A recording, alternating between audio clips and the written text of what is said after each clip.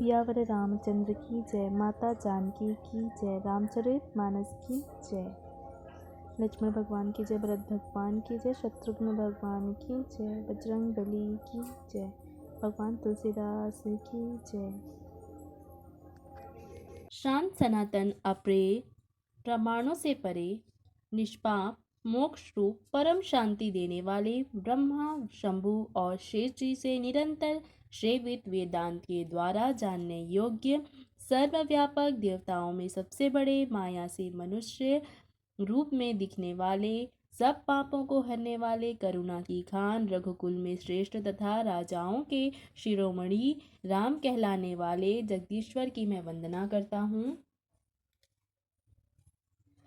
हे रघुनाथ जी, मैं सत्य कहता हूँ और फिर आप सबके अंतर आत्मा ही हैं। सब जानते ही हैं कि मेरे हृदय में दूसरी कोई इच्छा नहीं है। हे रघुकुल श्रेष्ठ, मुझे अपनी निर्भरा अर्थात पूर्ण भक्ति दीजिए और मेरे मन को काम आदि दोषों से रहित कीजिए। अतुल बल के धाम, सोने के पर्वत, सुमेरु के समान का कांति युक्त शरीर वाले दैत्य रूपी वन के लिए अग्नि रूप ज्ञानियों में अग्रण्य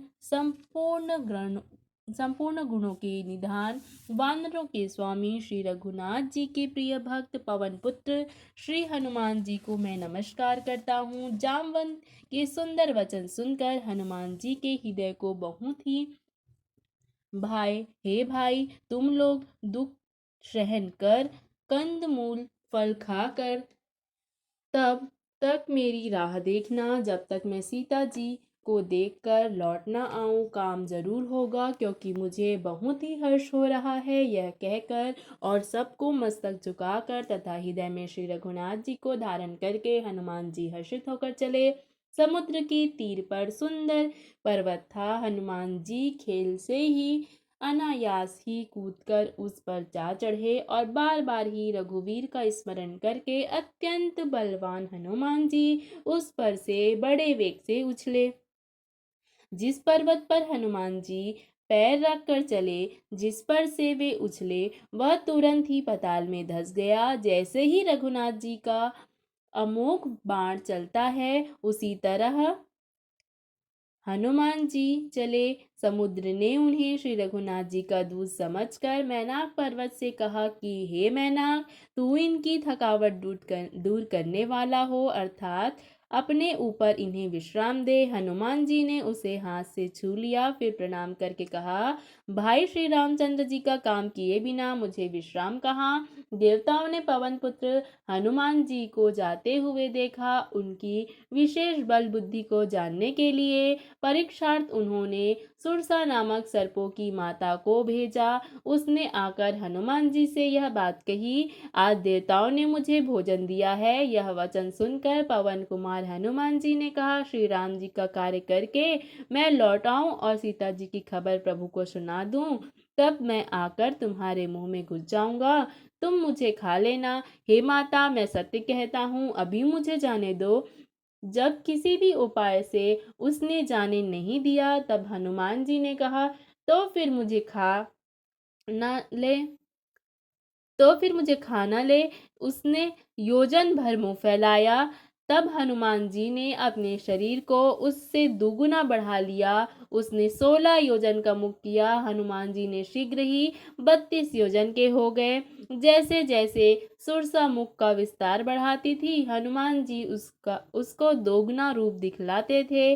उसने 100 योजन मुख किया, तब हनुमान जी ने बहुत ही छोटा रूप धारण कर लिया और वे उसके मुख में घुसकर तुरंत फिर बाहर निकल आए और उसे सिर झुकाकर विदा मांगने लगे। उसने कहा, मैंने तुम्हारे बुद्धि बल का भेद पा लिया, जिसके लिए देवताओं ने मुझे भेजा था। तुम श्री रामचंद्र जी का कार्य करोगे क्योंकि तुम बल बुद्धि के भंडार हो। यह आशीर्वाद देकर वह चली गई। तब हनुमान जी हर्षित होकर चले। समुद्र में एक राक्षसी रहती थी। वह माया करके आकाश में उड़ते हुए पक्षियों को पकड़ लेती थी। आकाश में जो जीव जंतु उड़ा करते थे वह जल में उनकी परछाई देखकर उस परछाई को पकड़ लेती थी, जिससे वे उड़ नहीं सकते थे और जल में गिर पड़ते थे। इस तरह वह सदा आकाश में उड़ने वाले जीवों को खाया करती थी। उसने वही छल हनुमान जी से भी किया। हनुमान जी ने तुरंत ही उसका कपट पहचान लिया। पवन पुत्र धीर बुद्धि वीर श्री हनुमान जी उसको मारकर समुद्र के पार गए। जहां जाकर उन्होंने वन की शोभा देखी। मधु पुष्प रस के लोभ से भौरे गुंजार कर रहे थे। अनेक प्रकार के वृक्ष फल फूल से शोभित हैं। पक्षी और पशुओं के समूह को देखकर तो वे मन में बहुत ही खुश हुए। सामने एक विशाल पर्वत देखकर हनुमान जी भय त्याग कर उस पर दौड़कर जा चढ़े। शिव जी कहते हैं कि हे उमा, इसमें वानर हनुमान जी की कुछ प्रशंसा नहीं है। यह प्रभु का प्रताप है जो काल को भी खा जाता है। पर्वत पर चढ़कर उन्होंने लंका देखी। बहुत ही बड़ा किला है, कुछ कहा नहीं जाता। वह अत्यंत ऊंचा है। उसके चारों ओर समुद्र है। सोने के परकोटे चार दीवारी का परम प्रकाश हो रहा है। विचित्र मणियों से जड़ा हुआ सोने का परकोटा है। उसके अंदर बहुत से सुंदर सुंदर घर हैं, चौराहे, बाजार, सुंदर मार्ग और गलियां हैं। सुंदर नगर बड़े प्रकार से सजा हुआ है। हाथी, घोड़े, खच्चरों के समूह तथा पैदल और रथों के समूहों को कौन गिन सकता है। अनेक रूपों के राक्षसों के दल है। उनकी अत्यंत बलवती सेना वर्णन करते नहीं बनती। वन, बाग, उपवन, फुलवाड़ी, तालाब, कुएं और बावलियां सुशोभित हैं। मनुष्य, नाग, देवताओं और गंधर्वों की कन्याएं अपने सौंदर्य से मुनियों के भी मनों को मोह लेती हैं। कहीं पर्वत के समान बड़े शरीर वाले बड़े ही बलवान मल्ल अर्थात पहलवान गरज रहे हैं। वे अनेक अखाड़ों में बहुत प्रकार से भिड़ते और एक दूसरे को ललकारते हैं। भयंकर शरीर वाले करोड़ों योद्ध यत्न करके बड़ी सावधानी से नगर की चारों दिशाओं में रखवाली करते हैं। कहीं दुष्ट राक्षस भैंसों, मनुष्यों, गायों, गधों और बकरों को खा रहे हैं। तुलसीदास ने इनकी कथा इसलिए कुछ थोड़ी सी कही है कि ये निश्चय ही श्री रामचंद्र जी के बाण रूपी तीर्थ में शरीर को त्याग कर परम गति पाएंगे। नगर के बहुसंख्य रखवालों को देखकर हनुमान जी के मन में विचार आया कि अत्यंत छोटा रूप धरूं और रात के समय नगर में प्रवेश करूं। हनुमान जी मच्छर के समान छोटा सा रूप धारण कर नर रूप से लीला करने वाले भगवान श्री रामचंद्र जी का स्मरण करके लंका को चले। लंका के द्वार पर लंकिनी नाम की एक राक्षसी रहती थी। वह बोली, मेरा निरादर करके कहाँ चला जा रहा है? हे मूर्ख, तूने मेरा भेद नहीं जाना। जहाँ तक चोर हैं वे सब मेरे आहार हैं। महाकपि हनुमान जी ने उसे एक घूसा मारा, जिससे वह खून की उल्टी करती हुई पृथ्वी पर गिर पड़ी। वह लंकिनी फिर अपने को संभाल कर उठी और डर के मारे हाथ जोड़कर विनती करने लगी। वह बोली, रावण को जब ब्रह्मा जी ने वर दिया था, तब चलते समय उन्होंने मुझे राक्षसों के विनाश की यह पहचान बता दी थी कि जब तू बंदर के मारने से व्याकुल हो जाए, तब तू राक्षसों का संहार हुआ जान लेना। हे तात, मेरे बड़े पुण्य हैं जो मैं श्री रामचंद्र जी के दूत आपको नेत्रों से देख पाई। हे तात, स्वर्ग और मोक्ष के सब सुखों को तराजू के एक पलड़े में रखा जाए तो भी वे सब मिलकर दूसरे पलड़े पर रखे हुए उस सुख के बराबर नहीं हो सकते जो लव अर्थात क्षण मात्र के सत्संग से होता है। अयोध्यापुरी के राजा श्री रघुनाथ जी को हृदय में रखे हुए नगर में प्रवेश करके सब काम कीजिए। उसके लिए जहर अमृत हो जाता है। शत्रु मित्रता करने लगते हैं। समुद्र गाय के खुर के बराबर हो जाता है। अग्नि में शीतलता आ जाती है। और हे गरुण जी, सुमेरु पर्वत उसके लिए रज के समान हो जाता है, जिसे श्री रामचंद्र जी ने एक बार कृपा करके देख लिया। तब हनुमान जी ने बहुत ही छोटा रूप धारण किया और भगवान का स्मरण करके नगर में प्रवेश किया। उन्होंने एक एक महल की खोज की, जहाँ तहाँ असंख्य योद्धा देखे। फिर वे रावण के महल में गए। वह बहुत विचित्र था, जिसका वर्णन नहीं हो सकता। हनुमान जी ने उसको शयन किए देखा, परंतु महल में जानकी जी नहीं दिखाई दी। फिर एक सुंदर महल दिखाई दिया, वहां भगवान का एक अलग मंदिर बना हुआ था। वह महल श्री राम जी के आयुध धनुष बाण के चिन्हों से अंकित था। उसकी शोभा वर्णन नहीं की जा सकती। वहां नए नए तुलसी के वृक्ष समूहों को देखकर कपिराज श्री हनुमान जी हर्षित हुए। लंका तो राक्षसों के समूह का निवास था, यहाँ सज्जन साधु पुरुष का निवास कहाँ। हनुमान जी मन में इस प्रकार सोचने लगे। उसी समय विभीषण जी जागे। उन्होंने राम नाम का स्मरण किया। हनुमान जी ने उन्हें सज्जन जाना और हृदय में हर्षित हुए।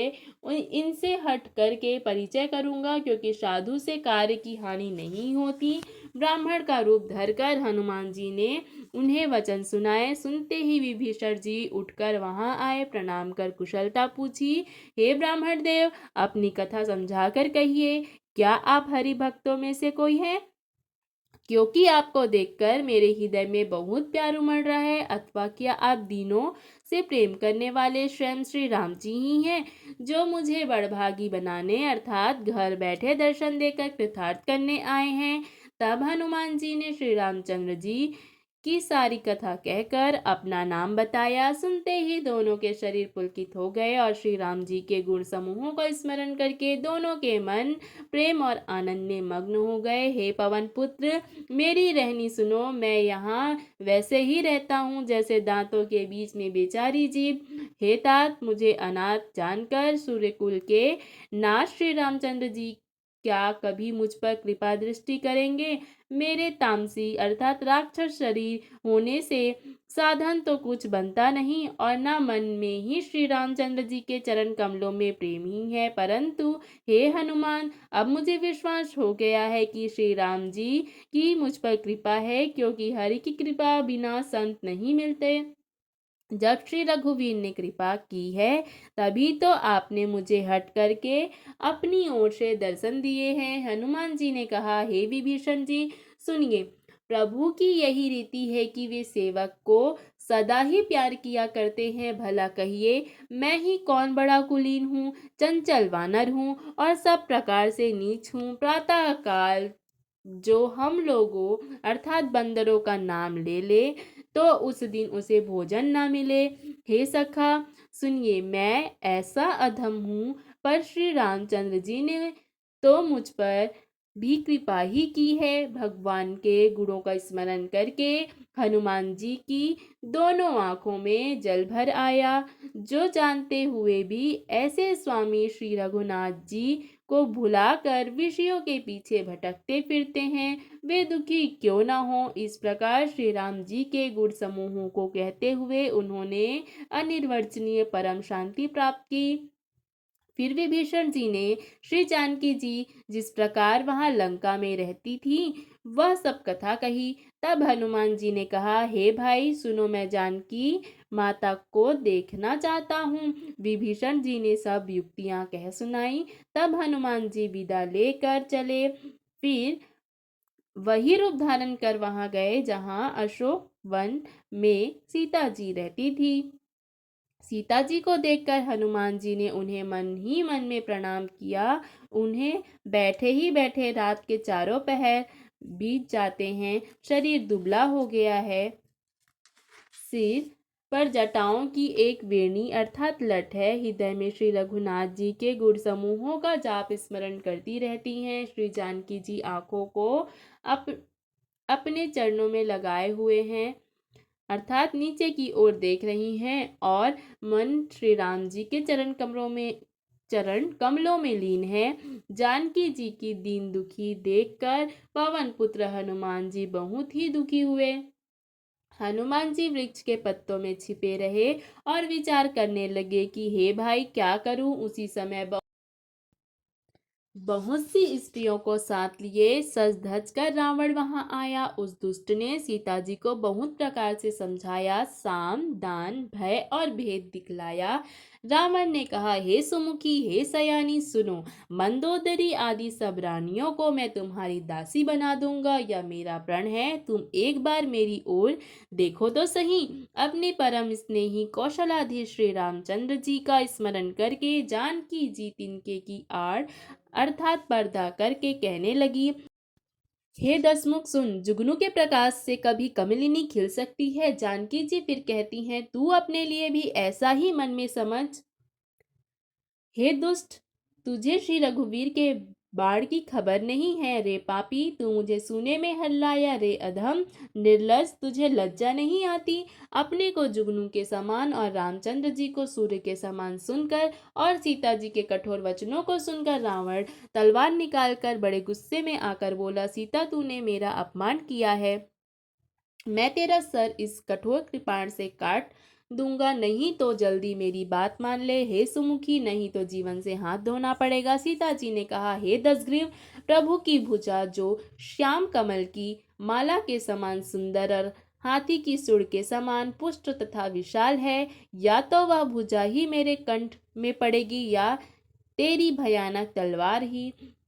रे शठ, सुन, यही मेरा सच्चा प्रण है। सीता जी कहती है, हे चंद्रहास अर्थात तलवार, श्री रघुनाथ जी के विरह की अग्नि से उत्पन्न मेरी बड़ी भारी जलन को तू हर ले। हे तलवार, तू शीतल, तीव्र और श्रेष्ठ धारा बहाती है, अर्थात तेरी धारा ठंडी और तेज है। तू मेरे दुख के बोझ को हर ले।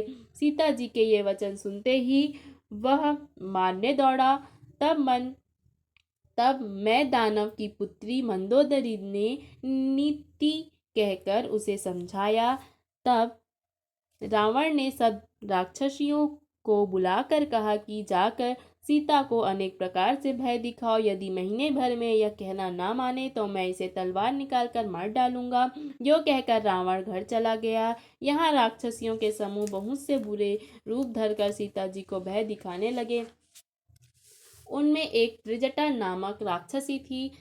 उसकी श्री रामचंद्र जी के चरणों में प्रीति थी और वह विवेक ज्ञान में निपुण थी। उसने सबको बुलाकर अपना स्वप्न सुनाया और कहा, सीता जी की सेवा करके अपना कल्याण कर लो। स्वप्न में एक बंदर ने लंका जला दी, राक्षसों की सारी सेना मार डाली गई। रावण नंगा है और गधे पर सवार है, उसके सिर मुड़े हुए हैं, 20 भुजाएं कटी हुई हैं। इस प्रकार से वह दक्षिण दिशा को जा रहा है और जैसे लंका विभीषण ने पाई है, नगर में श्री रामचंद्र जी की दुहाई फिर रही है। तब प्रभु ने सीता जी को बुलावा भेजा।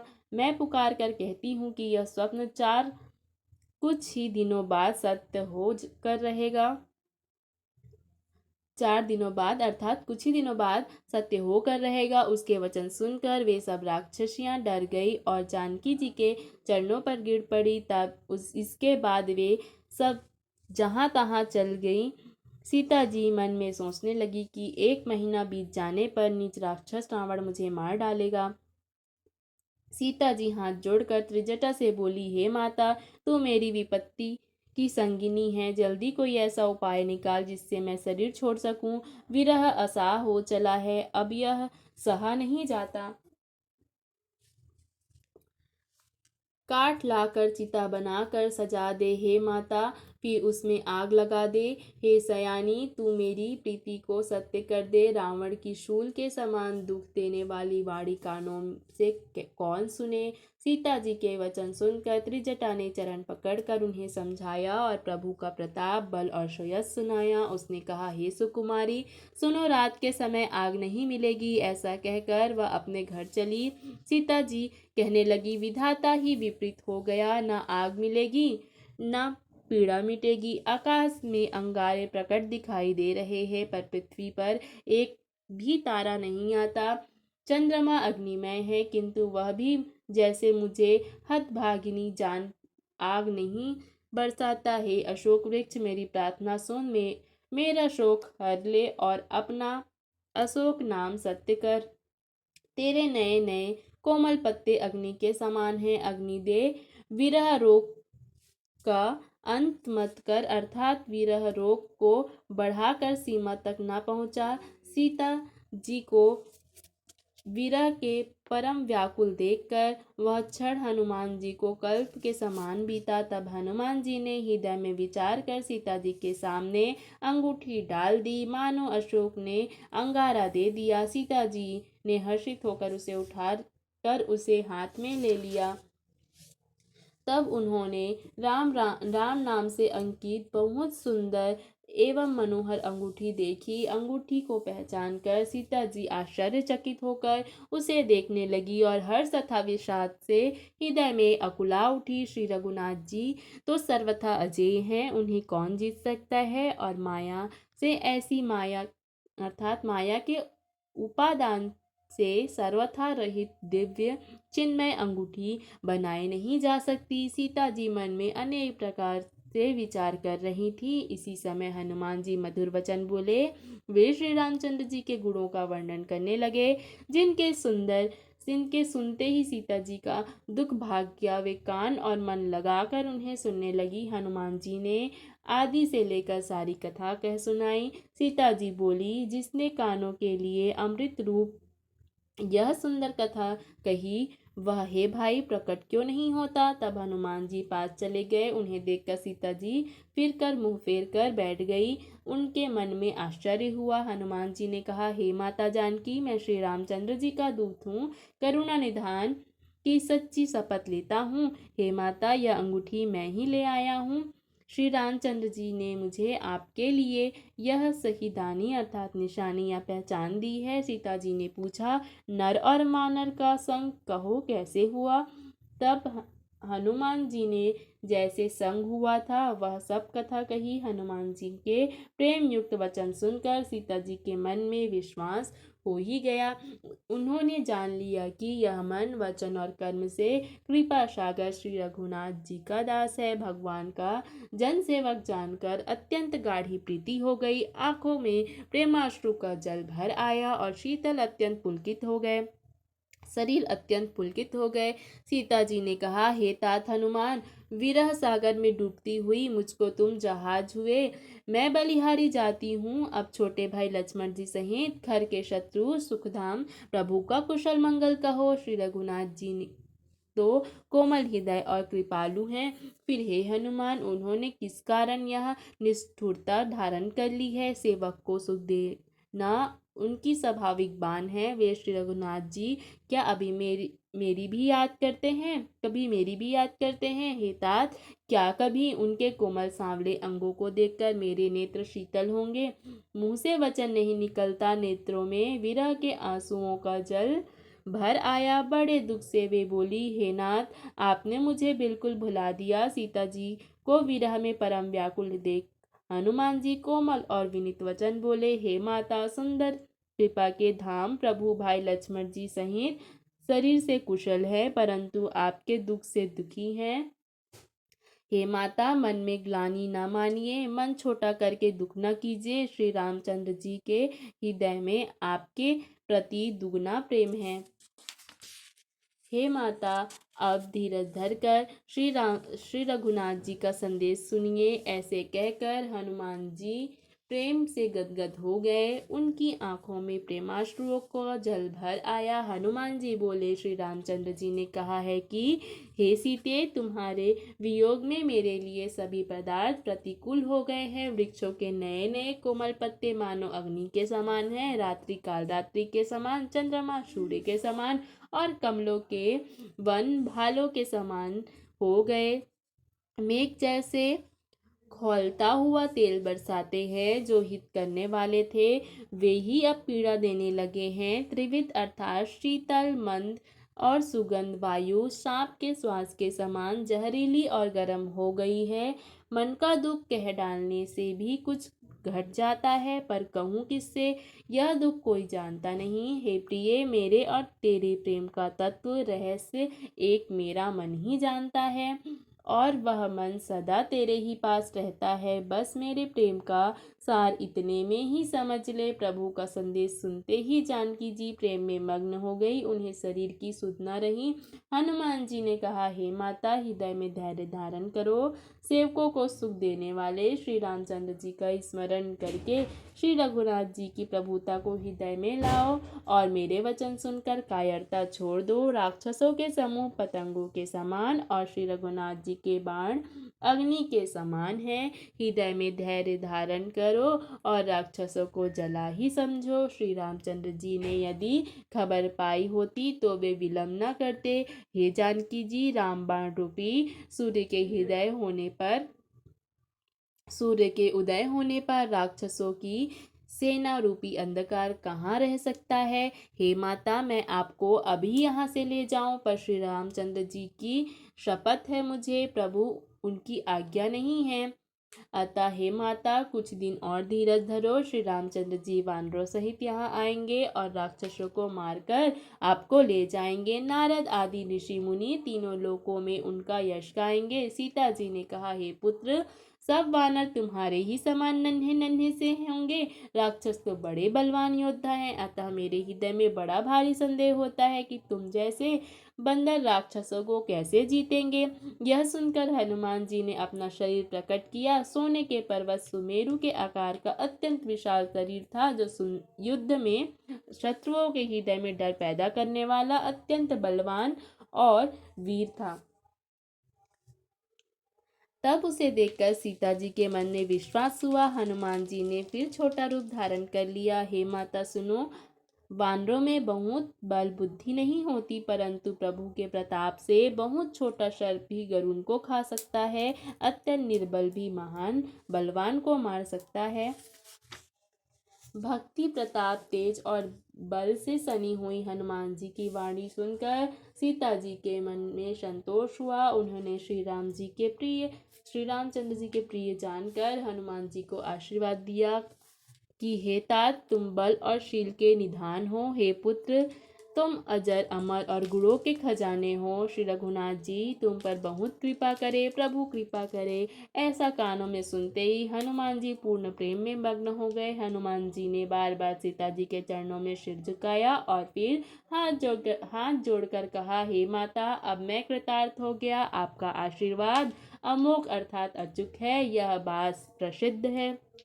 हे माता सुनो, सुंदर फल वाले वृक्षों को देखकर मुझे बड़ी भूख लग आई है। सीता जी ने कहा, हे बेटा सुनो, बड़े भारी योद्धा राक्षस इस वन की रखवाली करते हैं। हे माता, यदि आप मन में सुख माने तो मुझे उनका भय बिल्कुल नहीं है। हनुमान जी को बुद्धि और बल में निपुण देखकर जानकी जी ने कहा, जाओ हे तात, श्री रघुनाथ जी के चरणों को हृदय में धारण करके मीठे फल खाओ। वे सीता जी को सिर झुकाकर चले और बाग में घुस गए। फल खाए और वृक्षों को तोड़ने लगे। वहां बहुत से योद्धा रखवाले थे, उनमें से कुछ को मार डाला और कुछ ने जाकर रावण से पुकार की, हे नाथ, एक बड़ा भारी बंदर आया है। उसने अशोक वाटिका उजाड़ दी, फल खाए, वृक्षों को उखाड़ डाला और रखवालों को मसल मसल कर जमीन पर डाल दिया। यह सुनकर रावण ने बहुत से योद्धा भेजे। उन्हें देखकर हनुमान जी ने गर्जना की। हनुमान जी ने सब राक्षसों को मार डाला। कुछ जो अधमरे चिल्लाते हुए गए। फिर रावण ने अक्षय कुमार को भेजा। वह असंख्य श्रेष्ठ योद्धाओं को साथ लेकर चला। उसे आते देखकर हनुमान जी ने एक वृक्ष हाथ में लेकर ललकारा और उसे मारकर महाध्वनि बड़े जोर से गर्जना की। उन्होंने सेना में कुछ को मार डाला और कुछ को मसल डाला और कुछ को पकड़ पकड़ कर धूल में मिला दिया। कुछ ने फिर जाकर पुकार की कि हे प्रभु, बंदर बहुत ही शक्तिशाली है। पुत्र का वध सुनकर रावण क्रोधित हो उठा। उसने बलवान मेघनाथ को भेजा, हे पुत्र, मारना नहीं, उसे बांध लाना। उस बंदर को देखा जाए कि कहाँ का है। इंद्र को जीतने वाला अतुलनीय योद्धा मेघनाथ चला। भाई का मारा जाना उसे क्रोध हो आया। हनुमान जी ने देखा कि अब की भयानक योद्धा आया। तब वे कटकटाकर गरजे और दौड़े। उन्होंने एक बहुत बड़ा वृक्ष उखाड़ लिया और लंकेश्वर रावण के पुत्र मेघनाद को बिना रथ का कर दिया। उसके साथ जो बड़े बड़े योद्धा थे उनको पकड़ पकड़ कर हनुमान जी अपने शरीर से मसलने लगे। उन सबको मारकर फिर मेघनाद से लड़ने लगे। लड़ते हुए वे ऐसे मालूम होते थे जैसे जो दो गजराज अर्थात श्रेष्ठ हाथी भिड़ गए हों। हनुमान जी उसे एक घूसा मारकर वृक्ष पर जा चढ़े। उसको क्षण भर के लिए मूर्छा आ गई। फिर उठकर उसने बहुत माया रची, परंतु पवन के पुत्र उससे जीते नहीं जाते। अंत में उसने ब्रह्मास्त्र का संधान अर्थात प्रयोग किया। तब हनुमान जी ने मन में विचार किया कि यदि ब्रह्मास्त्र को नहीं मानता हूँ तो उसकी अपार महिमा मिट जाएगी। उसने हनुमान जी को ब्रह्म बाण मारा, जिसके लगते ही वे वृक्ष के नीचे गिर पड़े, परंतु गिरते समय भी उन्होंने बहुत सी सेना मार डाली। जब उसने देखा कि हनुमान जी मूर्छित हो गए, तब वह उनको नागपाश में बांध कर ले गया।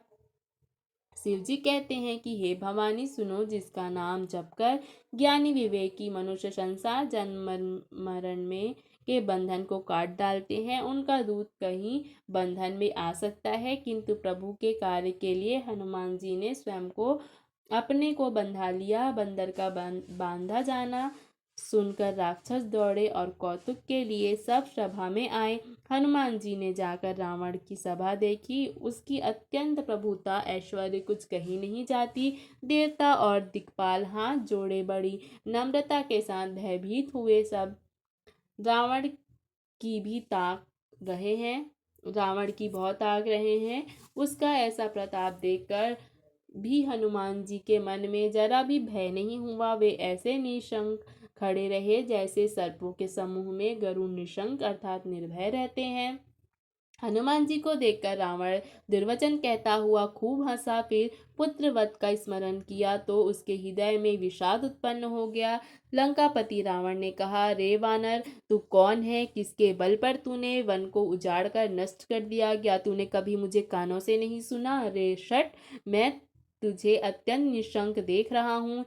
तूने किस अपराध से राक्षसों को मारा? रे मूर्ख, बता, क्या तुझे प्राण जाने का भय नहीं है? रे हे रावण, सुन, जिसका बल पाकर संपूर्ण ब्रह्मांड के समूहों की रचना करती है, जिनके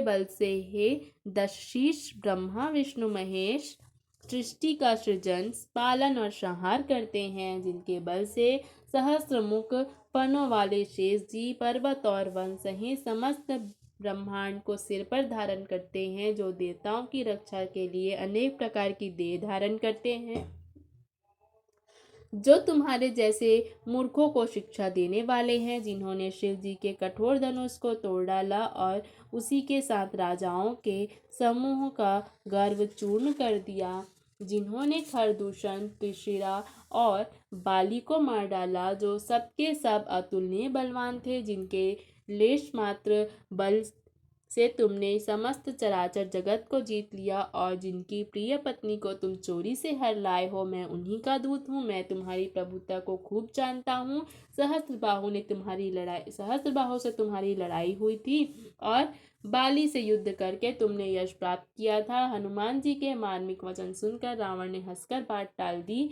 हे राक्षसों के स्वामी, मुझे भूख लगी थी, इसलिए मैंने फल खाए और वानर स्वभाव के कारण वृक्ष तोड़े। हे निशाचरों के मालिक, देह सबको परम प्रिय है। कुमार्ग पर चलने वाले दुष्ट राक्षस जब मुझे मारने लगे, तब जिन्होंने मुझे मारा उनको मैंने भी मारा। उस पर तुम्हारे पुत्र ने मुझको बांध दिया। मुझे अपने बांधे जाने की कुछ भी लज्जा नहीं है। मैं तो अपने प्रभु का कार्य किया चाहता हूँ।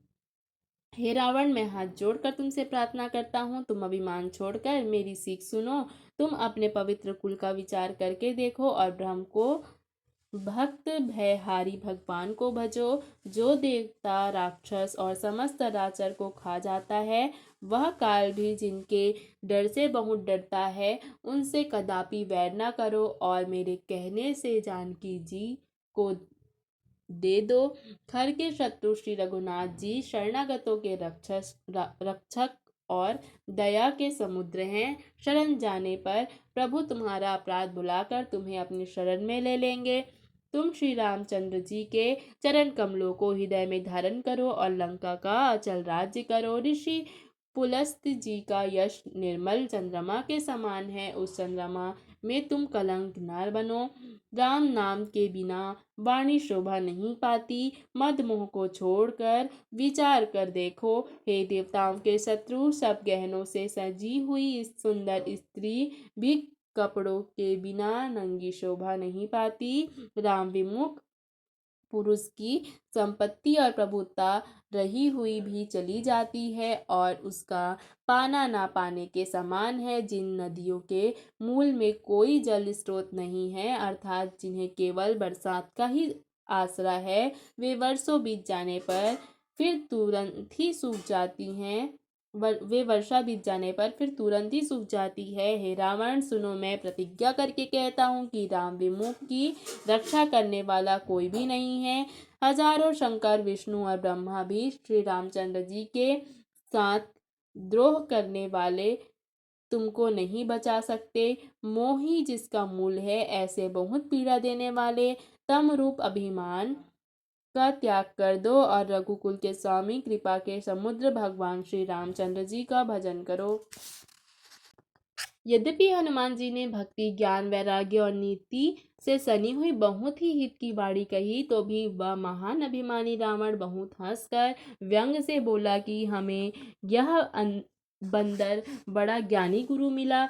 रे दुष्ट, तेरी मृत्यु निकट आ रही है। अधम, मुझे शिक्षा देने चला है। हनुमान जी ने कहा, इससे उल्टा ही होगा। यह तेरा मति भ्रम है, मैंने प्रत्यक्ष जान लिया। हनुमान जी के वचन सुनकर बहुत ही कुपित हो गया और बोला, अरे इस मूर्ख का प्राण जल्दी ही क्यों नहीं हर लेते। सुनते ही राक्षस उन्हें मारने दौड़े। उसी समय मंत्रियों के साथ विभीषण जी वहां आ पहुंचे। उन्होंने सिर झुकाकर और बहुत विनय करके रावण से कहा कि दूत को मारना नहीं चाहिए, यह नीति के विरुद्ध है। हे गोसाई, क्यों कोई अन्य दंड दिया जाए। सबने कहा, भाई यह सलाह उत्तम है। यह सुनते ही रावण हंसकर बोला, अच्छा तो बंदर को अंग भंग करके भेज भेज दिया जाए। मैं सबको समझा कर कहता हूँ कि बंदर की ममता पूंछ पर होती है, अतः तेल में कपड़ा डुबोकर उसे उसकी पूंछ में बांधकर फिर आग लगा दो। जब बिना पूछ के यह बंदर वहां जाएगा, तब यह मूर्ख अपने मालिक को साथ ले आएगा, जिनकी इसने बहुत प्रशंसा की है। मैं जरा उनकी प्रभुता अर्थात सामर्थ्य तो देखूं। यह वचन सुनते ही हनुमान जी मन में मुस्कुराए। मैं जान गया, सरस्वती जी इसे ऐसी बुद्धि देने में सहायक हुई हैं। रावण के वचन सुनकर मूर्ख राक्षस वहीं तैयारी करने लगा। पूछ के लपेटने में इतना कपड़ा और घी तेल लगा कि नगर में कपड़ा, घी और तेल नहीं रहा। हनुमान जी ने ऐसा खेल किया कि पूछ बढ़ गई। नगरवासी लोग तमाशा देखने आए। वे हनुमान जी को पैर से ठोकर मारते और उनकी बहुत हंसी करते। ढोल बजते हैं, सब लोग तालियां बजाते हैं। हनुमान जी को नगर में फिराकर फिर पूंछ में आग लगा दी। अग्नि को जलते हुए देखकर हनुमान जी तुरंत ही बहुत छोटे रूप में हो गए। बंधन से निकलकर वे सोने की अटारियों पर चढ़े। उनको देखकर राक्षसों की स्त्रियां भयभीत हो गई। उस समय भगवान की प्रेरणा से 49 पवन चलने लगे। हनुमान जी अट्टहास करके गरजे और बढ़कर आकाश से जा लगे। देह बड़ी विशाल परंतु बहुत ही हल्की अर्थात फुर्तीली है। वे दौड़कर एक महल से दूसरे महल पर चढ़ जाते हैं। नगर जल रहा है, लोग बेहाल हो गए। आग की करोड़ों भयंकर लपटें झपट रही हैं। हाय बप्पा, हाय मैया, इस अवसर पर हमें कौन बचाएगा। यही पुकार सुनाई पड़ रही है। हमने तो पहले ही कहा था कि यह वानर नहीं है, वानर का रूप धरे कोई देवता है। साधु के अपमान का यह फल है कि नगर अनाथ के नगर की तरह जल रहा है। हनुमान जी ने एक ही क्षण में सारा नगर जला डाला, एक विभीषण का घर नहीं जलाया। हे पार्वती, जिन्होंने अग्नि को बनाया, हनुमान जी उन्हीं के दूत हैं, इसी कारण वे अग्नि से नहीं जले। हनुमान जी ने उलट पुलट कर सारी लंका जला दी। फिर वे समुद्र में कूद पड़े। पूछ बुझाकर थकावट दूर करके और फिर छोटा सा रूप धारण कर हनुमान जी श्री जानकी जी के सामने हाथ जोड़कर जा खड़े हुए। हे माता, मुझे कोई चिन्ह अर्थात पहचान दीजिए, जैसे श्री रघुनाथ जी ने मुझे दिया था। तब सीता जी ने चूड़ामणि उतार कर दी। हनुमान जी ने उसको प्रेम पूर्वक ले लिया। हे तात, मेरा प्रणाम निवेदन करना और इस प्रकार कहना, हे प्रभु, यद्यपि आप सब प्रकार से पूर्ण काम है, तथापि दीनों पर दया करना आपका विरध है। अतः उस विरध को याद करके हे नाथ, मेरे भारी संकट को दूर कीजिए। हे तात, इंद्रपुत्र जयंत की कथा सुनाना और प्रभु को उनके बाण का प्रताप समझाना, स्मरण कराना। यदि महीने भर में नाथ न आए तो फिर मुझे जीत ही ना पाएंगे। हे हनुमान, कहो मैं किस प्रकार प्राण रखूं। हे तात, तुम भी अब जाने को कह रहे हो। तुमको देखकर छाती ठंडी हुई थी। फिर मुझे वही दिन और वही रात। हनुमान जी ने जानकी जी को समझाकर बहुत तरह से धीरज बंधाया और उनके चरण कमलों में सिर झुकाकर श्री रामचंद्र जी के पास गमन किया। चलते समय उन्होंने महाध्वनि में भारी गर्जन किया, जिसे सुनकर राक्षसों की स्त्रियों के गर्भ गिरने लगे। समुद्र लांग कर वे इस पार आए और उन्होंने वानरों को किलकिला शब्द सुनाया। हनुमान जी को देखकर सब हर्षित हो गए और तब वानरों ने अपना नया जन्म समझा। हनुमान जी का मुख प्रसन्न है और शरीर में तेज विराजमान है, जिससे उन्होंने समझ लिया कि ये श्री रामचंद्र जी का कार्य कर आए हैं। सब हनुमान जी से मिले और बहुत ही सुखी हुए, जैसे तड़पती हुई मछलियों को जल मिल गया। सब हर्षित होकर नए नए इतिहास पूछते कहते हुए श्री रघुनाथ जी के पास चले। तब सब लोग मधुवन के भीतर आए और अंगद की सम्मति में सब ने मधुर फल खाए। जब रखवाले बरजने लगे, तब घूसों की मार मारते ही सब रखवाले भाग छूटे। उन सब ने जाकर पुकारा कि युवराज अंगद वन उजाड़ रहे हैं। यह सुनकर सुग्रीव हर्षित हुए कि वानर प्रभु का कार्य पूर्ण कर आए।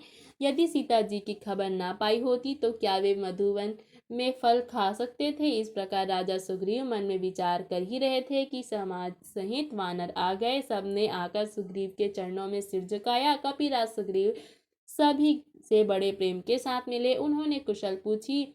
आपके चरणों में के दर्शन से सब कुशल है। श्री रामचंद्र जी की कृपा से विशेष कार्य हुआ, कार्य में विशेष सफलता हुई। हे नाथ, हनुमान ने ही सब कार्य किया और सब वानरों के प्राण बचा लिए। यह सुनकर सुग्रीव जी हनुमान जी से फिर मिले और सब वानरों सहित श्री रघुनाथ जी के पास चले। श्री रघुनाथ जी ने सब वानरों को कार्य किए हुए आते देखा। तब उनको मन में विशेष हर्ष हुआ। दोनों भाई स्फटिक शिला पर बैठे थे। सब वानर जाकर उनके चरणों पर गिर पड़े। दया की राशि श्री रघुनाथ जी सबसे प्रेम भाव से गले से लगकर मिले और कुशलता पूछी। हे नाथ, आपके चरण कमलों के दर्शन पाने से सब कुशल है। जामवंत ने कहा, हे रघुनाथ जी सुनिए।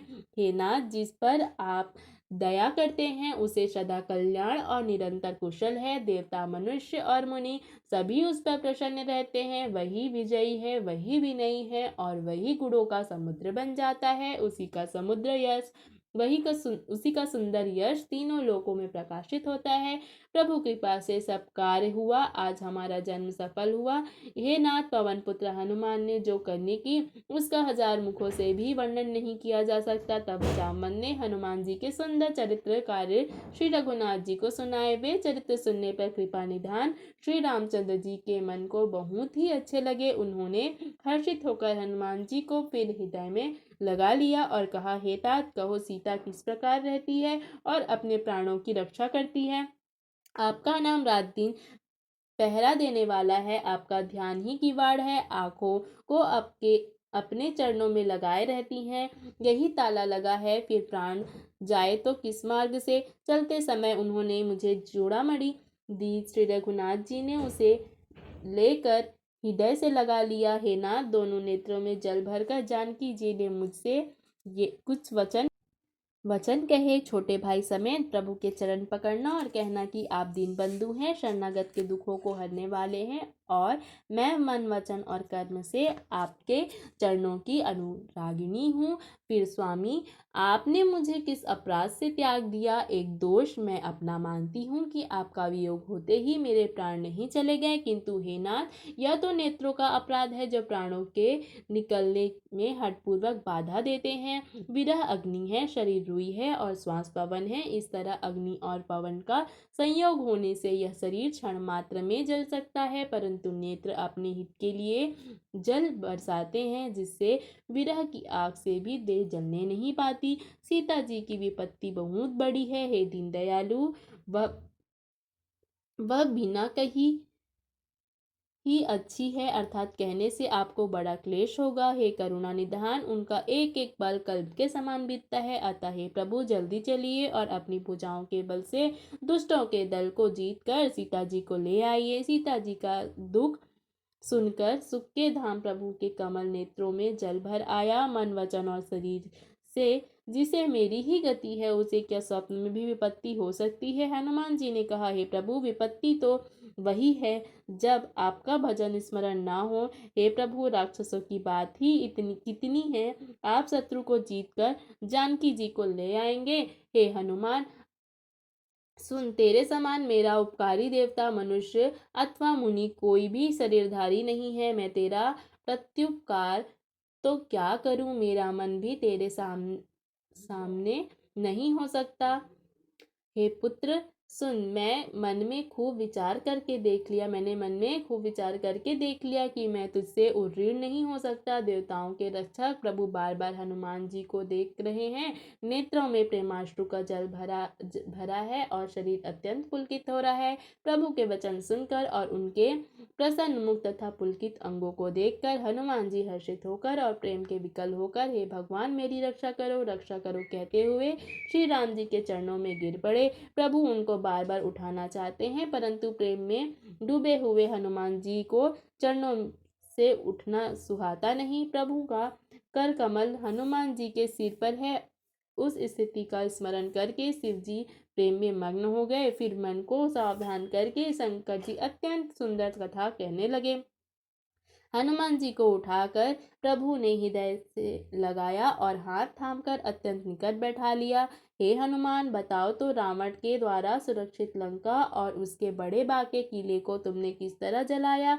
हनुमान जी ने प्रभु को प्रसन्न किया और वे अभिमान रहित वचन बोले, बंदर का बस यही बड़ा पुरुषार्थ है कि वह एक डाल से दूसरी डाल पर चला जाता है। मैंने जो समुद्र लांघकर सोने का नगर जलाया और राक्षस गढ़ को मारकर अशोक वन को उजाड़ डाला, यह सब तो रघुनाथ जी आप ही का प्रताप है। हे नाथ, इसमें मेरी प्रभुता कुछ भी नहीं। हे प्रभु, जिस पर आप प्रसन्न हो उसके लिए कुछ भी कठिन नहीं है। आपके प्रभाव से रुई बड़वानल को निश्चय ही जला सकती है। हे नाथ, मुझे अत्यंत सुख देने वाली अपनी निश्चल भक्ति कृपा करके दीजिए। हनुमान जी की अत्यंत मीठी वाणी सुनकर हे भवानी, तब प्रभु श्री रामचंद्र ने एवं मस्तु कहा, हे उमा, जिसने श्री राम जी का स्वभाव जान लिया उसे भजन छोड़कर दूसरी बात नहीं सुहाती। यह स्वामी सेवक का संवाद जिसके हृदय में आ गया, वही श्री रघुनाथ जी के चरणों की भक्ति पा गया। प्रभु के वचन सुनकर वानरगण कहने लगे, कृपालु आनंद कंद श्री राम जी की जय हो, जय हो, जय हो। तब श्री रामचंद्र जी ने कपिराज सुग्रीव को बुलाया और कहा, चलने की तैयारी करो, अब विलंब किस कारण किया जाए? वानरों को शीघ्र आज्ञा दो। यह लीला देखकर बहुत से फूल बरसाकर और हर्षित होकर देवता आकाश से अपने आप लोक को चले। वानर राज सुग्रीव ने शीघ्र ही वानरों को बुलाया। सेनापतियों के समूह आ गए। वानर भालुओं के झुंड अनेक रंगों के हैं और उनमें अतुलनीय बल है। वे प्रभु के चरण कमलों में सिर झुकाते हैं। महान बलवान रीछ और वानर गरज रहे हैं। श्री रामचंद्र जी ने वानरों की सेना देखी, तब कमल नेत्रों में कृपा पूर्वक उनकी तरफ दृष्टि डाली। राम कृपा का बल पाकर श्रेष्ठ वानर जैसे पंख वाले बड़े पर्वत हो गए। तब श्री रामचंद्र जी हर्षित होकर प्रस्थान किया। अनेक सुंदर और शुभ शकुन हुए, जिनकी कीर्ति सब मंगलों से पूर्ण है। उनके प्रस्थान के समय शकुन होना यह नीति है।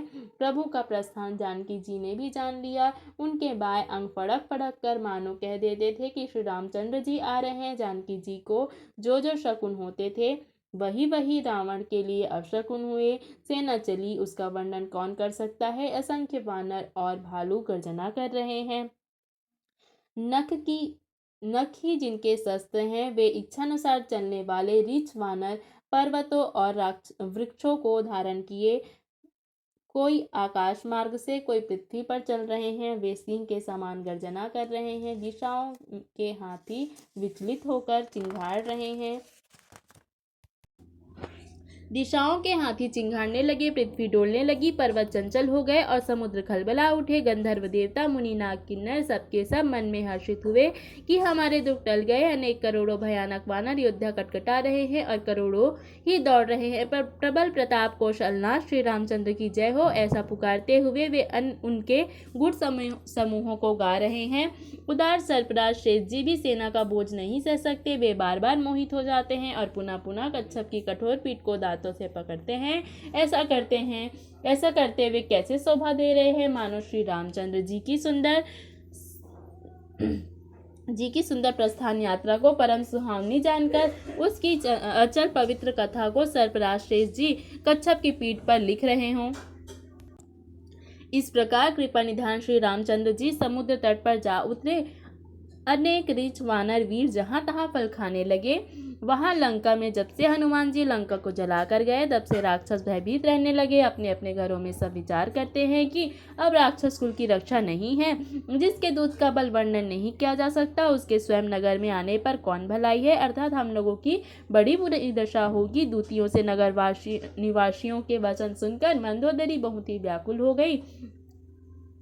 वह एकांत में हाथ जोड़कर पति रावण के चरणों लगी और नीति रस में पगी हुई वाणी से बोली, हे प्रियतम, श्रीहरि से विरोध छोड़ दीजिए। मेरे कहने को अत्यंत ही हित जानकर हृदय में धारण कीजिए। जिनके दूध की करनी का विचार करते ही राक्षसों की स्त्रियों के गर्भ गिर जाते हैं। हे प्यारे स्वामी, यदि कल्याण चाहते हैं तो अपने मंत्री को बुलाकर उसके साथ उनकी स्त्री को भेज दीजिए। सीता आपके कुलरूपी कमलों के वन को दुख देने वाली जाड़े की रात्रि के समान आई है। हे नाथ, सुनिए, सीता को दिए अर्थात लौटाए बिना शंभु और ब्रह्मा के लिए भी आपका भला नहीं हो सकता श्री राम जी के बाण सर्पों के समूह के समान है और राक्षसों के समूह मेढक के समान है। जब तक वे इन्हें ग्रस्त नहीं लेते, तब तक हट छोड़कर उपाय कर लीजिए। मूर्ख और जगत प्रसिद्ध अभिमानी रावण कानों में उसकी बाड़ी सुनकर खूब हंसा और बोला, स्त्रियों का स्वभाव सचमुच ही बहुत डरपोक होता है। मंगल में भी भय करती हो। तुम्हारा मन बहुत ही कच्चा है। यदि वानरों की सेना आएगी तो बेचारे राक्षस उन्हें खाकर अपना जीवन निर्वाह करेंगे। लोकपाल भी जिसके डर से कांपते हैं, उसकी स्त्री डरती हो, यह बड़ी हंसी की बात है। रावण ने ऐसा कहकर हंसकर उसे हृदय से लगा लिया और ममता बढ़ाकर वह सभा में चला। मंदोदरी हृदय में चिंता करने लगी कि पति पर विधाता प्रतिकूल हो गए हैं। जो ही वह सभा में जाकर बैठा, उसने ऐसी खबर पाई कि शत्रु की सारी सेना समुद्र के उस पार आ गई है। उसने मंत्रियों से पूछा कि उचित सलाह कीजिए। तब वे हंसकर बोले और कि चुप किए रहिए, अर्थात इसमें सलाह की कौन सी बात है। आपने देवताओं और राक्षसों को जीत लिया, तब तो कुछ श्रम नहीं हुआ, फिर मनुष्य और वानर किस गिनती में है। मंत्री, वैद्य और गुरु, ये तीनों यदि भय या आशा से प्रिय बोलते हैं तो राज्य, शरीर और धर्म, इन तीनों का जल्दी ही नाश हो जाता है। रावण के लिए भी वही सहायता अर्थात सहयोगा बनी। मंत्रियों से सुना कर स्तुति करते हैं। मौका जानकर विभीषण जी आए। उन्होंने बड़े भाई के चरणों में सिर झुकाया। फिर वे सिर झुकाकर अपने आसन पर बैठ गए और आज्ञा पाकर ये वचन बोले, हे कृपालु, जब आपने मुझसे राय पूछी ही है तो हे तात, मैं अपनी बुद्धि के अनुसार आपके हित की बात कहता हूँ। जो मनुष्य अपना कल्याण, सुंदर यश, सुबुद्धि, शुभ गति और विभिन्न प्रकार से सुख चाहता हो, वह हे स्वामी पर स्त्री के ललाट को चौथ के चंद्रमा की तरह त्याग दे। 14 भुवनों का एक ही स्वामी हो, वह भी जीवों से वैर करके ठहर नहीं सकता, अर्थात नष्ट हो जाता है। जो मनुष्य गुणों का समुद्र और चतुर है, उसे चाहे थोड़ा भी लोभ क्यों ना हो तो भी कोई भला नहीं कहता। हे नाथ, काम, क्रोध, मद और लोभ ये सब नरक के मार्ग है। इन सब को छोड़कर श्री रामचंद्र को भजिए, जिन्हें संत अर्थात सत्पुरुष भजते हैं। हे तात, राम मनुष्यों के ही राजा नहीं है, वे समस्त लोकों के स्वामी और काल के भी काल हैं। वे भगवान हैं, वे निरामय, अजन्मा, व्यापक, अजेय, अनादि और अनंत ब्रह्म हैं। उन कृपा के समुद्र भगवान ने पृथ्वी, ब्राह्मण, गौ और देवताओं का हित करने के लिए ही मनुष्य शरीर धारण किया है। हे भाई सुनिए, वे सेवकों को आनंद देने वाले, दुष्टों के समूह का नाश करने वाले और वेद तथा धर्म की रक्षा करने वाले हैं। वैर त्याग कर उन्हें मस्तक झुकाइए। वे श्री रघुनाथ जी शरणागत का दुख नाश करने वाले हैं। हे नाथ, उन प्रभु सर्वेश्वर को जानकी जी दे दीजिए और बिना ही कारण प्रेम करने वाले श्री राम जी को भजिए, जिसे संपूर्ण जगत से द्रोह करने का पाप लगा है। शरण जाने पर प्रभु उसका भी त्याग नहीं करते। जिनका नाम तीनों तापों का नाश करने वाला है, वे ही प्रभु मनुष्य रूप में प्रकट हुए हैं। हे रावण, हृदय में यह समझ लीजिए। हे दशरथ, मैं बार बार आपके चरणों में लगता हूँ और प्रार्थना करता हूँ कि मान, मोह और मद को त्याग कर आप कौशलपति श्री राम जी का भजन कीजिए। मुनि पुलसित जी ने अपने शिष्य के हाथ में यह बात कहला भेजी है कि हे तात, सुंदर अवसर पाकर मैंने तुरंत ही वह बात आपसे कह दी। माल्यवान नामक एक बहुत ही बुद्धिमान मंत्री था। उसने विभीषण के वचन सुनकर बहुत सुख माना और कहा, हे तात, आपके छोटे भाई नीति विभूषण अर्थात नीति को भूषण करने रूप में धारण करने वाले अर्थात नीतिमान है। विभीषण जो कुछ कह रहे हैं उसे हृदय में धारण कर लीजिए। ये दोनों मूर्ख शत्रु की महिमा बखान कर रहे हैं। यहाँ कोई है, इन्हें दूर करो ना। तब माल्यवान तो घर लौट गया और विभीषण जी हाथ जोड़कर फिर कहने लगे, हे नाथ, पुराण और वेद ऐसा कहते हैं कि सुबुद्धि और कुबुद्धि सबके हृदय में रहती है। जहाँ सुबुद्धि है वहाँ कई प्रकार की संपदाएं रहती हैं और जहाँ कुबुद्धि है वहाँ परिणाम में विपत्ति आती रहती है। आपके हृदय में उल्टी बुद्धि आ बसी है, इसी से आप हित को अहित और शत्रु को मित्र मान रहे हैं। जो राक्षस कुल के लिए कालरात्रि है, उन सीता पर आपकी बड़ी प्रीति है। हे तात, मैं चरण पकड़कर आपसे भीख मांगता हूँ कि आप मेरा दुलार रखिए। श्री राम को सीता लौटा दीजिए, जिसमें आपका अहित न हो। विभीषण ने पंडितों, पुराणों और वेदों द्वारा सम्मत वाणी से नीति बखान कर कही, पर उसे सुनते ही रावण क्रोधित हो उठा और बोला कि रे दुष्ट, अब मृत्यु तेरे निकट आ गई है। अरे मूर्ख, तू जीता तो है सदा मेरे जिलाया हुआ अर्थात मेरे ही अन्न में पल रहा है, पर हे मूर्ख पक्ष, तुझे शत्रु का ही अच्छा लगता है। अरे दुष्ट, बता ना, संसार में ऐसा कौन है जिसे मैंने अपनी भुजाओं के बल से न जीता हो। मेरे नगर में रहकर प्रेम करता है तपस्वियों पर। मूर्ख, उन्हीं से जा मिल और उन्हीं को नीति बता। ऐसा कहकर रावण ने उन्हें लात मारी, परंतु छोटे भाई विभीषण ने मारने पर भी बार बार उसके ही चरण को पकड़े रखा। शिव जी कहते हैं कि हे उमा, संत की यही बड़ाई है कि वे बुराई करने पर भी बुराई करने वाले की भलाई ही करते हैं। आप मेरे पिता के समान हैं, मुझे मारा सो तो अच्छा ही किया, परंतु हे नाथ, आपका भला श्री राम जी को भजने में ही है। इतना कहकर विभीषण अपने मंत्रियों को साथ लेकर आकाश मार्ग में गए और सबको सुनाकर वे ऐसा कहने लगे कि श्री राम जी सत्य संकल्प एवं सर्वसमर्थ प्रभु हैं और हे रावण, तुम्हारी सभा काल के वश में है, अतः अब श्री रघुवीर की शरण जाता हूँ, मुझे दोष ना देना। ऐसा कहकर विभीषण जी ज्यों ही चले त्यों ही सब राक्षस आयुहीन हो गए। शिव जी कहते हैं, हे भवानी, साधु का अपमान तुरंत ही संपूर्ण कल्याण की हानि कर देता है। रावण ने जिस क्षण विभीषण को त्यागा, उसी क्षण वह अपना वैभव ऐश्वर्य से हीन हो गया। विभीषण जी हर्षित होकर मन में अनेक मनोरथ करते हुए श्री रघुनाथ जी के पास चले। वे ऐसा सोचते जाते थे, मैं जाकर भगवान के कोमल और लाल वर्ण के सुंदर चरण कमलों के दर्शन करूंगा, जो सेवकों को सुख देने वाले हैं। जिन चरणों का स्पर्श पाकर ऋषिपत्नी अहिल्या तर गई और जो दंडक वन को पवित्र करने वाले हैं। जिन चरणों को जानकी जी ने हृदय में धारण कर रखा है, जो कपट मृग के साथ पृथ्वी पर दौड़े थे और जो चरण कमल साक्षात शिव जी के हृदय रूपी सरोवर में विराजते हैं। मेरा अहोभाग्य है कि उन्हीं को आज मैं देखूंगा।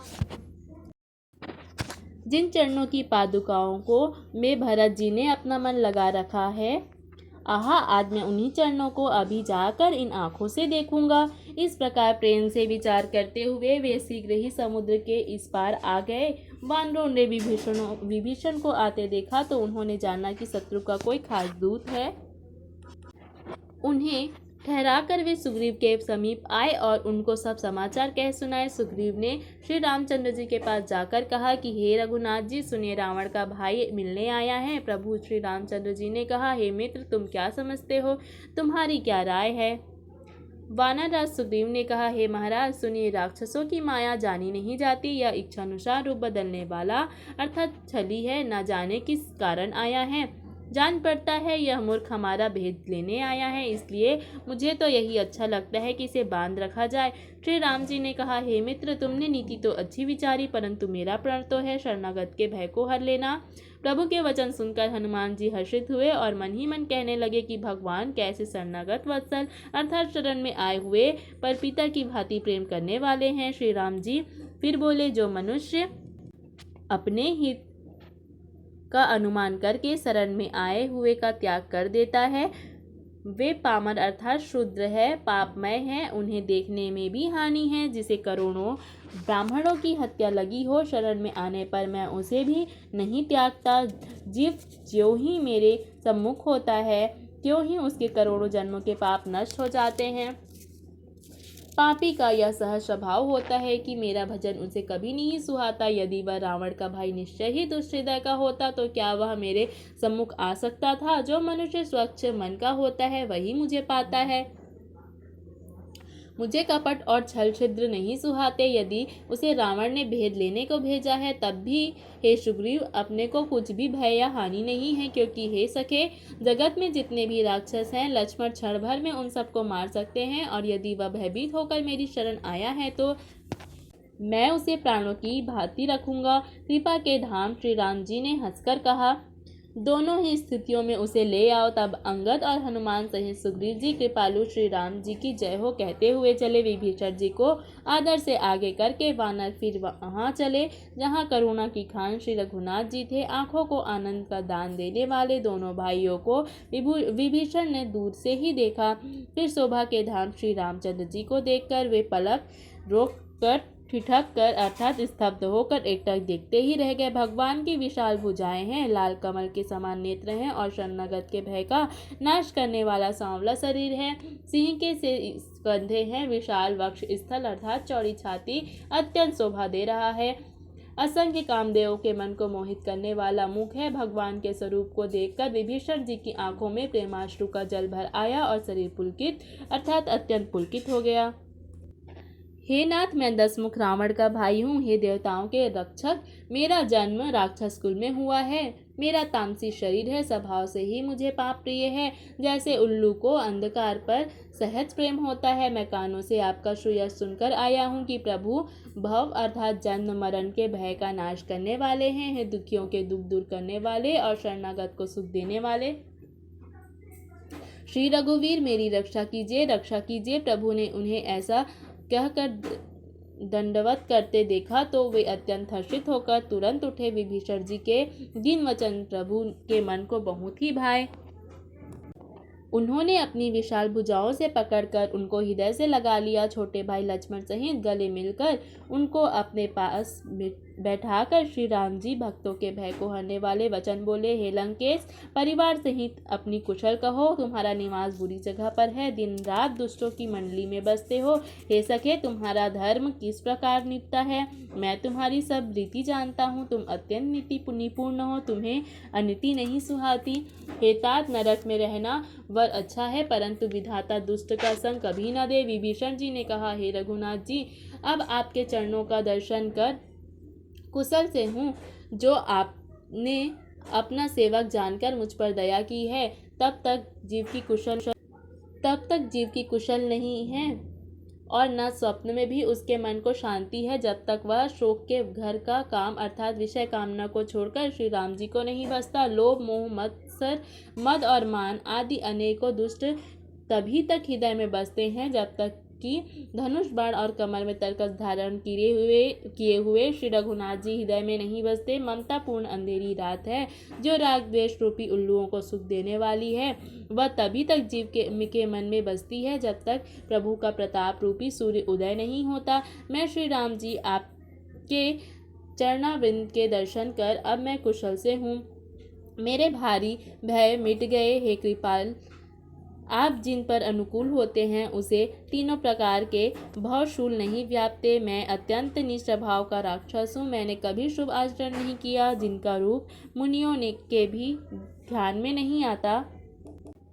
उन प्रभु ने स्वयं हर्षित होकर मुझे हृदय से लगा लिया। हे कृपा और सुख के पुंज श्री राम जी, मेरा बहुत असीम सौभाग्य है जो मैंने ब्रह्मा और शिव जी द्वारा सेवित युगल चरण कमलों को अपनी आंखों से देखा। श्री राम जी ने कहा, हे सखा सुनो, मैं तुम्हें अपना स्वभाव कहता हूँ, जिसे काकभीषुंडी शिव जी और पार्वती जी भी जानती हैं। कोई मनुष्य जड़ चेतन जगत का द्रोही हो, यदि वह भी भयभीत होकर मेरी शरण तक कर आ जाए और मद मोह तथा अनेक प्रकार के छल कपट त्याग दे, तो मैं उसे बहुत जल्दी साधु के समान कर देता हूँ। माता पिता, भाई, पुत्र, स्त्री, शरीर, धन, घर, मित्र और परिवार, इन सब के ममत्व रूपी तागों को बटोर कर और उन सब की एक डोरी बट कर उसके द्वारा जो अपने मन को मेरे चरणों में बांध देता है, जो समदर्शी है, जिसे कुछ अच्छा इच्छा नहीं है और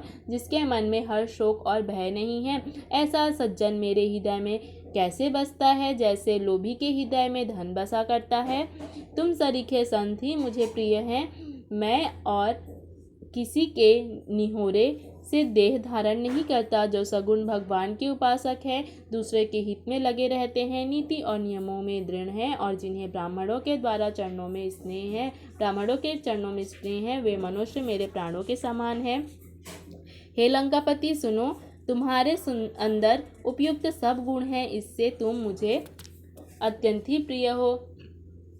श्री राम जी के वचन सुनकर सब वानरों के समूह कहने लगे, कृपा के समूह श्री राम जी की जय हो। प्रभु की वाणी सुनते ही और कानों के लिए अमृत जानकर विभीषण जी अघाते नहीं हैं। वे बार बार श्री राम जी के चरणों को पकड़ते हैं। अपार प्रेम है, हृदय में समाता नहीं है। विभीषण जी ने कहा, हे देव, हे चराचर जगत के स्वामी, हे शरणागत के रक्षक, हे सबके हृदय के अंदर की जानने वाले, सुनिए, मेरे हृदय में पहले कुछ वासना थी, वह प्रभु के चरणों की प्रीति रूपी नदी में बह गई। अब तो हे कृपालु, शिव जी के मन को सदा प्रिय लगने वाली अपनी पवित्र भक्ति मुझे दीजिए। मस्तु कहकर रणधीर प्रभु श्री राम जी ने शीघ्र ही समुद्र का जल मांगा। हे सखा, यद्यपि तुम्हारी इच्छा नहीं है, पर जगत में मेरा दर्शन अमोघ है। ऐसा कहकर श्री रामचंद्र जी ने उनको राज तिलक कर दिया। आकाश से पुष्प की अपार वृष्टि हुई। श्री राम जी ने रावण के क्रोध रूपी अग्नि में, जो अपनी श्वास रूपी पवन से प्रचंड हो रही थी, जलते हुए विभीषण को बचा लिया और उसे अखंड राज्य दे दिया। शिव जी ने जो संपत्ति रावण को 10 शिरों की बलि देने पर दी थी, वही संपत्ति श्री रघुनाथ जी ने विभीषण को बहुत सकुचाते हुए दे दी।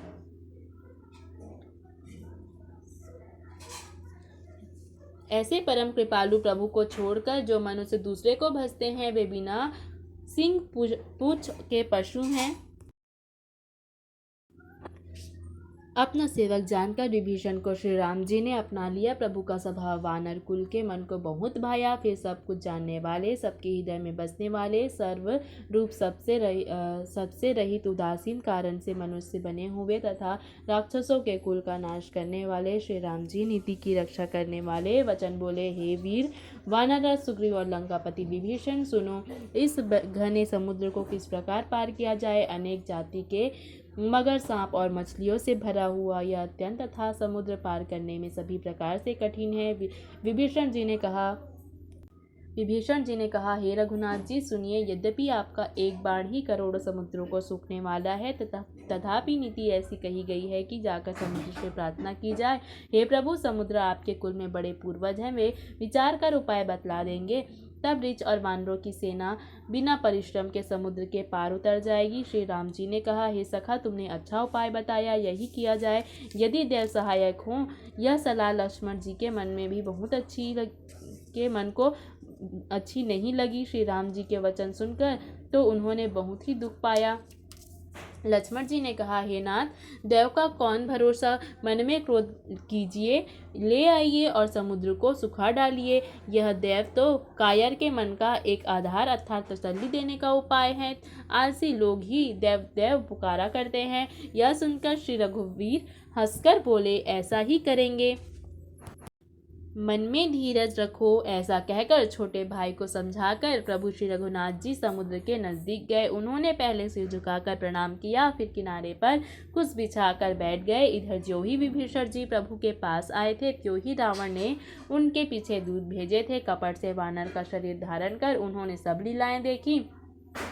वे अपने हृदय में प्रभु के गुणों की और शरणागत पर उनके प्रेम की सराहना करने लगे। फिर वे प्रकट रूप में भी अत्यंत प्रेम के साथ श्री राम जी के स्वभाव की प्रशंसा करने लगे। उन्हें दुराव अर्थात कपट वेश भूल गया। तब वानरों ने जाना कि ये शत्रु के दूत हैं और वे उन सबको बांध कर सुग्रीव के पास ले आए। सुग्रीव ने कहा, सब वानरों सुनो, राक्षसों के अंग भंग करके भेज दो। सुग्रीव के वचन सुनकर वानर दौड़े। दूतों को बांधकर उन्होंने सेना के चारों ओर घुमाया। वानर उन्हें बहुत तरह से मारने लगे। वे दीन की तरह पुकारते थे, फिर भी वानरों ने उन्हें नहीं छोड़ा।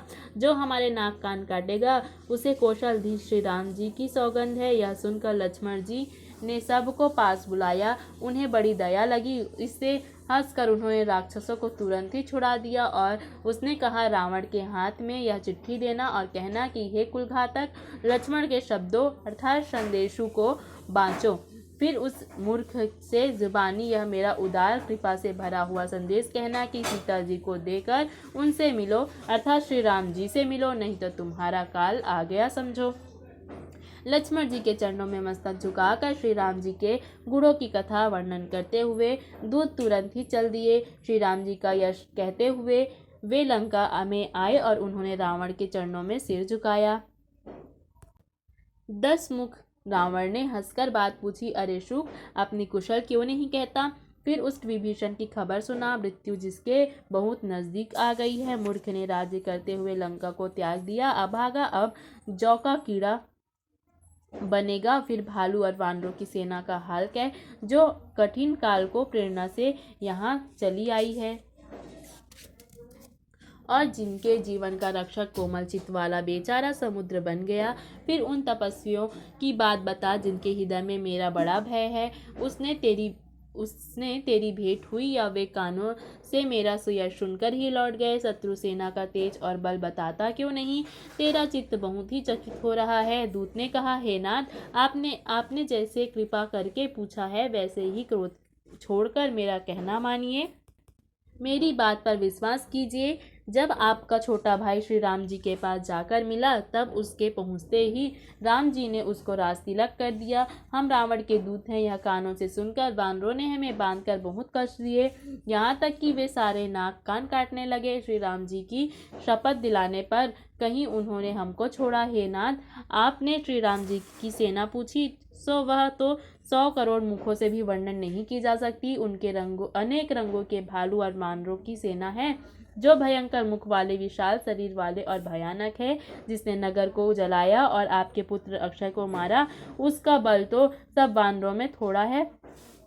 असंख्य नामों वाले बड़े ही कठोर और भयंकर योद्धा हैं। उनमें असंख्य हाथियों का बल है और वे बड़े ही विशाल है।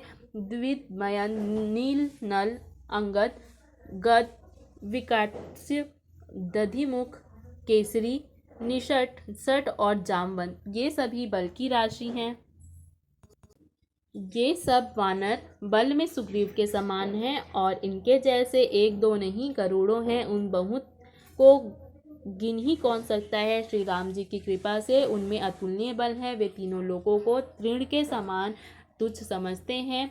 हे दशग्रीव, मैंने कानों से ऐसा सुना है कि 18 पद्म तो अकेले वानरों के सेनापति हैं। हे नाथ, उस सेना में ऐसा कोई वानर नहीं है जो आपको रण में न जीत सके। सबके सब अत्यंत क्रोध से हाथ मींचते हैं, पर श्री रघुनाथ जी उन्हें आज्ञा नहीं देते। हम मछली और सांपों सहित समुद्र को सोख लेंगे, नहीं तो बड़े बड़े पर्वतों से उसे भरकर पाट देंगे और रावण को मसलकर धूल में मिला देंगे। सब वानर ऐसे ही वचन कह रहे हैं, सब सहज ही निडर हैं, इस प्रकार गरजते और डपटते हैं जैसे लंका को निगल ही जाना चाहते हैं। सब वानर भालू सहज ही शूरवीर हैं। फिर उनके सिर पर प्रभु सर्वेश्वर श्री राम जी हैं। हे रावण, वे संग्राम में करोड़ों कालों को जीत सकते हैं। श्री रामचंद्र जी के तेज सामर्थ्य, बल और बुद्धि की अधिकता को लाखों शेष भी नहीं गा सकते। वे एक ही बाढ़ में सैकड़ों समुद्रों को सोख सकते हैं। परंतु नीति निपुण श्री राम जी ने नीति की रक्षा के लिए आपके भाई से उपाय पूछा। आपके भाई के वचन सुन वे श्री रामचंद्र जी समुद्र से रास्ता मांग रहे हैं। उनके मन में कृपा भरी है, इसलिए वे उसे सोखते नहीं।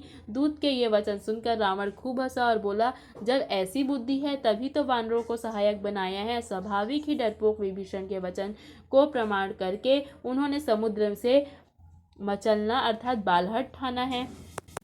अरे मूर्ख, झूठी प्रशंसा क्या करता है? बस मैंने शत्रु के बल और बुद्धि की थाह पाली। जिसके विभीषण जैसा डरपोक मंत्री हो, उसे जगत में विजय और विभूति कहाँ। दुष्ट रावण के वचन सुनकर दूत को क्रोध बढ़ गया। उसने मौका पाकर पत्रिका निकाली और कहा, श्री राम जी के छोटे भाई लक्ष्मण ने यह पत्रिका दी है। हे नाथ, इसे बचवा कर छाती ठंडी कीजिए। रावण ने हंसकर उसे बाएं हाथ से लिया और मंत्री को बुलवाकर वह मूर्ख उसे बचाने लगा। अर्थात पत्रिका में लिखा था, अरे मूर्ख, केवल बातों से ही मन को रिझाकर अपने कुल को नष्ट भ्रष्ट न कर। श्री राम जी से विरोध करके तू विष्णु, ब्रह्मा और महेश की शरण जाने पर भी नहीं बचेगा। या तो अभिमान छोड़कर अपने छोटे भाई विभीषण की भांति प्रभु के चरण कमलों का भ्रमर बन जा, अथवा रे दुष्ट श्री रामचंद्र जी से बाण रूपी अग्नि में परिवार सहित पतिंगा हो जा। अर्थात दोनों में से जो अच्छा लगे सो कर। पत्रिका सुनते ही रावण मन में भयभीत हो गया, परंतु मुख से मुस्कुराता हुआ वह सबको सुनाकर कहने लगा, जैसे कोई पृथ्वी पर पड़ा हुआ हाथ से आकाश को पकड़ने की चेष्टा करता हो, वैसे ही यह छोटा तपस्वी वाग्विलास करता है, अर्थात डिंघाकता है। शुक ने कहा, हे नाथ, अभिमानी स्वभाव को छोड़कर सब बातों को सत्य समझिए। क्रोध छोड़कर मेरा वचन सुनिए। हे नाथ, श्री राम जी से वैर त्याग दीजिए। यद्यपि श्री रघुवीर समस्त लोकों के स्वामी हैं, पर उनका स्वभाव बहुत ही कोमल है। मिलते ही प्रभु आप पर कृपा करेंगे। आपका एक भी अपराध वे हृदय में नहीं रखेंगे। जानकी जी श्री रघुनाथ जी को दे दीजिए। हे प्रभु, इतना कहना मेरा कीजिए। जब उस दूत ने जानकी जी को देने के लिए कहा, तब दुष्ट रावण ने उसको लात मारी। वह भी चरणों में सिर झुकाकर वहीं चला जहाँ कृपा सागर श्री रघुनाथ जी थे। प्रणाम करके उसने अपनी कथा सुनाई और श्री राम जी की कृपा से अपनी गति पाई। शिव जी कहते हैं, हे भवानी, वह ज्ञानी मुनि था, अगस्त ऋषि के शाप से राक्षस हो गया था। बार बार श्री राम जी के चरणों की वंदना करके वह मुनि अपने आश्रम को चला गया। इधर 3 दिन बीत गए, किंतु जड़ समुद्र विनय नहीं मानता। तब श्री राम जी क्रोध से बोले, बिना डर के प्रीति नहीं होती। हे लक्ष्मण, धनुष बाण लाओ, मैं अग्नि बाण से समुद्र को सोख डालूं। मूर्ख से विनय, कुटिल के साथ प्रीति, स्वाभाविक ही कंजूस से सुंदर नीति अर्थात उदारता का उपदेश, ममता में फंसे हुए मनुष्य से ज्ञान की कथा, अत्यंत लोभी से वैराग्य का वर्णन, क्रोधी से सम की शांति की बात और कामी से भगवान की कथा, इनका वैसा ही फल होता है जैसे उसर्ग में बीज बोने से होता है। ऐसा कहकर श्री रघुनाथ जी ने धनुष चढ़ाया। यह मत लक्ष्मण जी के मन को बहुत अच्छा लगा। प्रभु ने भयानक बाढ़ संधान किया, जिससे समुद्र के हृदय में अग्नि की ज्वाला उठी। मगर सांप तथा मछलियों के समूह व्याकुल हो गए। जब समुद्र ने जीवों को जलते जाना, तब सोने के थाल में अनेक मणियों को भरकर अभिमान छोड़कर वह ब्राह्मण के रूप में आया। काकभूषुंड जी कहते हैं, हे गरुड़ जी, सुनिए, चाहे कोई करोड़ों उपाय करके सींचे, पर केला तो काटने पर ही फलता है। नीच विनय से नहीं मानता, वह डांटने पर ही झुकता है, अर्थात राह पर आता है। समुद्र ने भयभीत को भयभीत होकर प्रभु के चरण पकड़ता जो समुद्र ने भयभीत होकर प्रभु के चरण पकड़कर कहा, हे नाथ मेरे सब अवगुण दोष क्षमा कीजिए। हे नाथ आकाश वायु अग्नि जल और पृथ्वी इन सब की करनी स्वभाव से ही जड़ है। आपकी प्रेरणा से माया से इन्हें सृष्टि के लिए पैदा किया है। सब ग्रंथों ने यही गाया है। जिसके लिए स्वामी की जैसी आज्ञा है वह उसी प्रकार से रहने में सुख पाता है। प्रभु ने अच्छा किया जो मुझे शिक्षा दी, किंतु मर्यादा भी आपकी ही बनाई है। ढोल गंवार शूद्र पशु और स्त्री ये सब शिक्षा के अधिकारी हैं। प्रभु के प्रताप से मैं सुख जाऊंगा और सेना पार उतर जाएगी, इसमें मेरी प्रशंसा नहीं है, तथापि प्रभु की आज्ञा अपेल है, ऐसा वेद गाते हैं। अब आपको जो अच्छा लगे मैं तुरंत वही करूं। समुद्र के अत्यंत विनीत वचन सुनकर कृपालु श्री राम जी ने मुस्कुराकर कहा, हे तात, जिस प्रकार वानरों की सेना पार उतर जाए वह उपाय बताओ। हे नाथ, नील और नल दो वानर भाई हैं। उन्होंने लड़कपन में ऋषि से आशीर्वाद पाया था। उनके स्पर्श कर लेने से भारी भारी पहाड़ भी आपके प्रताप से समुद्र पर तैर जाएंगे। मैं भी प्रभु की प्रभुता को हृदय में धारण कर अपने बल के अनुसार जहाँ तक मुझसे बन पड़ेगा मदद करूँगा। हे नाथ, इस प्रकार समुद्र को बंधाइए जिससे तीनों लोकों में आपका सुंदर यश गाया जाए। इस बाण से मेरे उत्तर तट पर रहने वाले पाप के राशि दुष्ट मनुष्यों का वध कीजिए। कृपालु और रणधीर श्री राम जी ने समुद्र के मन की पीड़ा सुनकर उसे शीघ्र ही हर लिया, अर्थात बाढ़ से उन दुष्टों का वध कर दिया।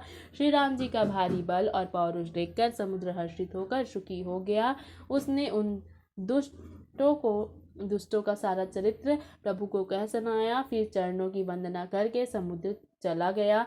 समुद्र अपने घर चला गया। श्री रघुनाथ जी को यह मत अच्छा लगा। यह चरित्र कलयुग के पापों को हरने वाला है। इसे तुलसीदास ने अपनी बुद्धि के अनुसार गाया है। श्री रघुनाथ जी के गुण समूह सुख के धाम, संदेह का नाश करने वाले और विषाद का दमन करने वाले हैं। अरे मूर्ख मन, तू संसार का सब आशा भरोसा त्याग कर निरंतर इन्हें गा और सुन। श्री रघुनाथ जी का गुणगान संपूर्ण सुंदर मंगलों का देने वाला है। जो इसे आदर सहित सुनेंगे वे बिना किसी जहाज अन्य साधन के ही भवसागर से तर जाएंगे। कलयुग के समस्त पापों का नाश करने वाले श्री रामचरितमानस का यह 5वां सोपान समाप्त हुआ। सुंदरकांड समाप्त। मास परायण 24वां विश्राम। सियावर रामचंद्र की जय। रामचरितमानस की जय। जय हनुमान।